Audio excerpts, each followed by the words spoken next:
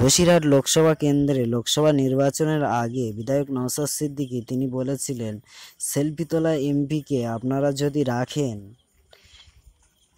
পার্লামেন্টে গিয়ে টিকটকের কথা ছাড়া আর কি বলতে পারে।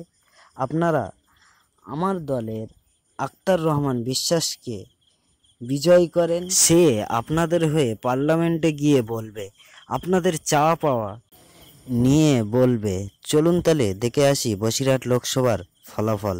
বসিরহাট লোকসভার ফলাফল: হাজী নুরুল ইসলাম টিএমসি নেতা 8,03,762টি ভোট পেয়েছে। রেখা পাত্র বিজেপি নেতা 3,37,300 ভোট পেয়েছে। আক্তার রহমান বিশ্বাস আইএসএফ নেতা 1,23,500 ভোট পেয়েছে। নিরাপদ দাস সিপিএম নেতা 87,899টি ভোট পেয়েছে। বসিরহাট লোকসভা কেন্দ্রে এখানে বিজয়ী হয়েছেন হাজী নুরুল ইসলাম।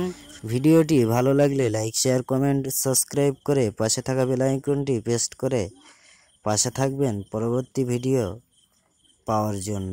ভিডিওটি দেখার জন্য ধন্যবাদ। ভালো থাকবেন, সুস্থ থাকবেন। লক্ষ্মীর ভান্ডারকে দিয়ে মাকে বোকা বানানোর চেষ্টা হয়েছিল। 1000 টাকা 1200 টাকা লক্ষ্মী ভান্ডার দিচ্ছে, নিত্য প্রয়োজনীয় জিনিসের দাম কত 1000 1200 টাকা দিচ্ছে আর নিত্য প্রয়োজনীয় জিনিসের দাম